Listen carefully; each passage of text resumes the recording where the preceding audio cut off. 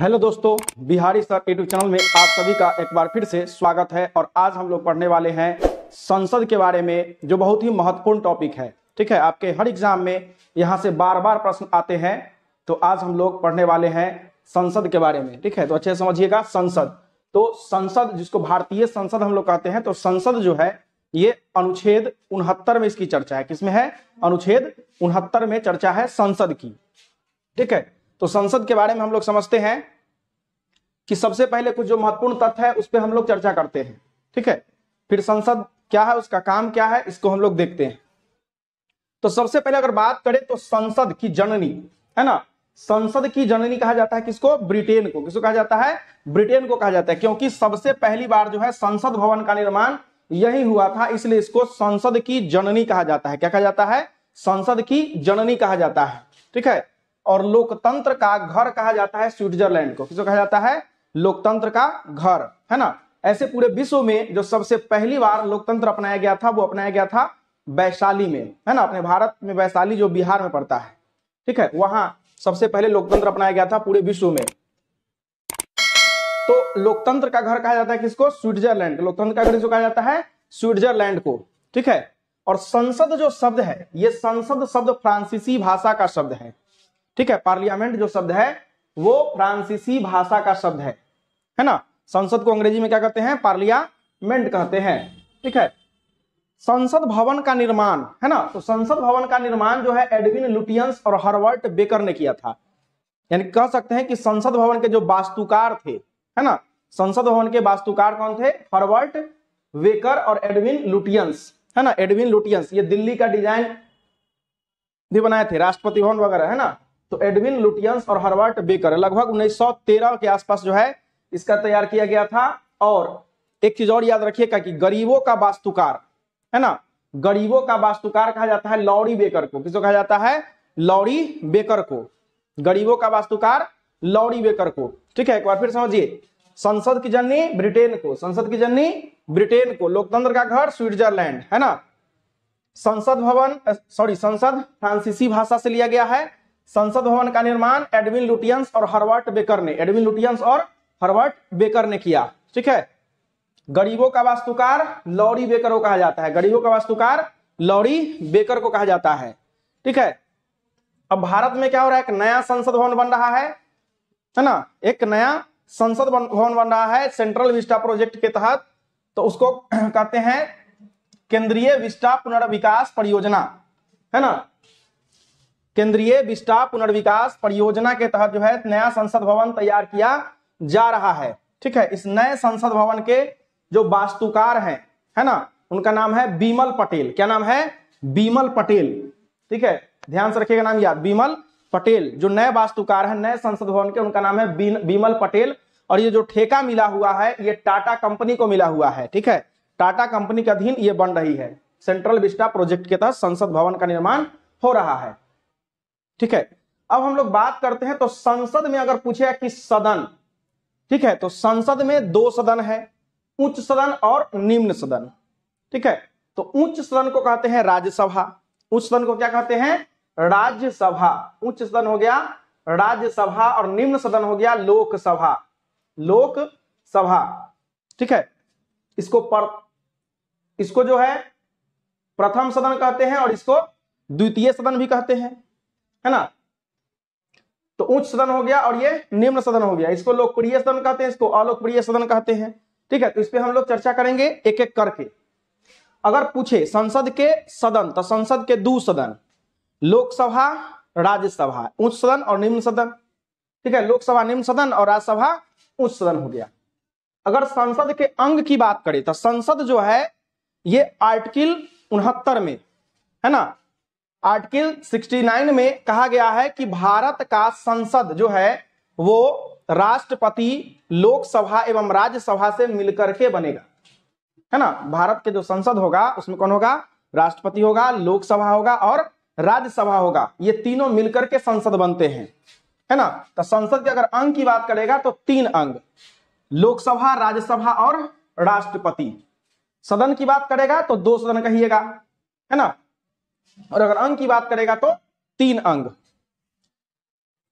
अनुच्छेद 69 ध्यान रखिएगा कि भारत का संसद किसे बनेगा, राष्ट्रपति से, लोकसभा राज्यसभा है ना से मिलकर के बनेगा। अब ध्यान दीजिए, एक मजेदार बात इसमें क्या है कि राष्ट्रपति जो है ये संसद का अभिन्न अंग होता है। अभिन्न का मतलब है कि उससे भिन्न नहीं है, संसद से भिन्न नहीं है, संसद से अलग नहीं है, ठीक है। फिर भी राष्ट्रपति जो है ये संसद के किसी भी कार्रवाई में न भाग लेता है और न ही उसकी अध्यक्षता करता है, ठीक है। न तो कार्रवाई में भाग लेता है और न ही उसकी अध्यक्षता करता है, ठीक है। संसद का अभिन्न अंग होते हुए भी न तो उसके कार्रवाई में भाग लेता है न ही उसकी अध्यक्षता करता है। आपसे प्रश्न पूछ सकता है कि संसद का कौन सा जो है सो हिस्सा या कौन सा बॉडी जो है या कौन सा अंग जो कि संसद का अभिन्न अंग है फिर भी वह संसद के न तो कार्रवाई में भाग लेता है और न ही उसकी अध्यक्षता करता है। तो आंसर क्या हो जाएगा, राष्ट्रपति। अगर भारतीय संविधान की बात करें तो अगर बात करें तो हम भारत के लोग है ना से शुरू होता है, तो सबसे ज्यादा जो संप्रभुता है वो तो भारत के लोग को ही है, भारत के लोग ही सबसे मेन है। लेकिन हम लोग अपनी जो पावर देते हैं वो किसको देते हैं, संसद को देते हैं। इसलिए संसद जो है भारतीय संविधान में कोई भी सुधार करता है, इसलिए सबसे ज्यादा जो संप्रभुता है वो किसको प्राप्त है, संसद को प्राप्त है। किसको प्राप्त है, संसद को प्राप्त है, ठीक है। कोई भी मामला हो, चाहे 3 तलाक होता है, दहेज हो है ना, चाहे जम्मू कश्मीर से धारा 370 खत्म करना हो, कुछ भी हो, ठीक है, ये सभी मामलों पर निर्णय कौन लेता है, संसद ले लेती है। इसलिए सबसे ज्यादा अगर संविधान में कहेंगे कि संप्रभु कौन है तो संसद कह सकते हैं। जब भी कोई विदेशी है ना, जब भी कोई विदेशी अगर आता है भारत घूमने के लिए, ठीक है, तो उसको ना तो हम लोकसभा में बैठाएंगे और नहीं राज्यसभा में बैठाएंगे, उसको हम लोग कहां बैठाएंगे, कंबाइंड बिल्डिंग में बैठाएंगे, ठीक है। उसको कहां बैठाएंगे, कंबाइंड बिल्डिंग में बैठाएंगे, ठीक है, संयुक्त भवन में। चलिए, अब भारत में जो सबसे पहली जो निर्वाचित संसद है वो बनी कब, 6 मई 1952 को। कब बनी, 6 मई 1952 को जो है सो उसका चुनाव हुआ था, ठीक है। अब समझिए कुछ इससे जो महत्वपूर्ण जुड़े हुए तथ्य हैं जहां से प्रश्न उठते हैं कि एक व्यक्ति जो है वो एक समय में केवल एक ही सदन का सदस्य रहेगा, या तो लोकसभा का रहेगा या फिर राज्यसभा का रहेगा, ठीक है। अगर दूसरा सदन में वह जाता है तो जाकर के बैठ सकता है लेकिन मतदान नहीं कर सकता है। वह जिस सदन का सदस्य रहेगा उसी सदन में वह मतदान करेगा, ठीक है।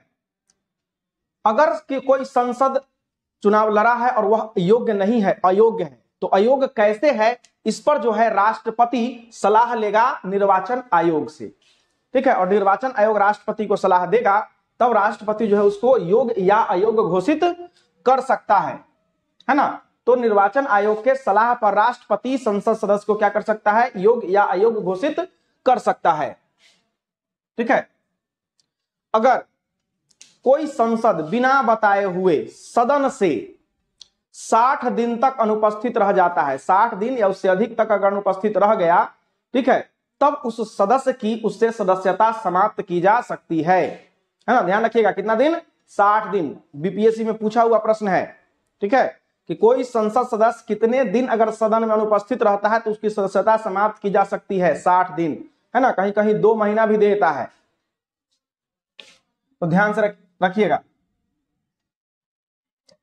अब है कि संसद सदस्य को अगर सत्र चल रहा है, चलने वाला है, ठीक है, तो संसद के कितने सत्र होते हैं, 3 सत्र होते हैं। कितने सत्र होते हैं, 3 सत्र होते हैं, ग्रीष्मकालीन सत्र, वर्षाकालीन सत्र और शीतकालीन सत्र, ठीक है। तो इन तीनों सत्र में सत्र शुरू होने के 40 दिन पहले और 40 दिन बाद तक उसको, समाप्ति के 40 दिन बाद तक उसको जो है गिरफ्तार नहीं किया जा सकता है। किस मामले में गिरफ्तार नहीं किया जा सकता है, तो दीवानी मामले में, है ना। दीवानी मामला है तो उसको गिरफ्तार नहीं किया जाएगा, सिविल मामला में गिरफ्तार उसको नहीं कर सकते हैं, ठीक है। हाँ, अगर फौजदारी मामला है, दीवानी और फौजदारी समझिए, दीवानी का मतलब हो गया कि जिसमें मारपीट नहीं हो, है ना, जिसमें मारपीट नहीं हो, जिसमें लप्पड़ थप्पड़ का जरूरत नहीं हो, फोड़ फाड़ का जरूरत नहीं हो, ठीक है, होता है दीवानी, है ना। जैसे आपका घर का जमीन का झगड़ा है, ठीक है, उसमें मार काट नहीं हो रहा है, जमीन का कागज से फरिया रहे हैं, तो दीवानी हो जाएगा, ठीक है। फौजदारी जिसमें कोनो के माथा फाड़ दिए, कपार फाड़ दिए, है ना, तो वो जो हो जाएगा, या किसी का मर्डर कर दिया तो वो हो गया क्या, फौजदारी मामला, तो फौज का काम मारपीट है ना, तो फौजदारी मामला हो गया वो, तो फौजदारी में इनको पकड़ लेगा, गिरफ्तार कर लेगा, ठीक है। लेकिन दीवानी मामला है तो 40 दिन पहले और 40 दिन बाद तक इनको जो है गिरफ्तार नहीं किया जा सकता है संसद सदस्य को, ठीक है।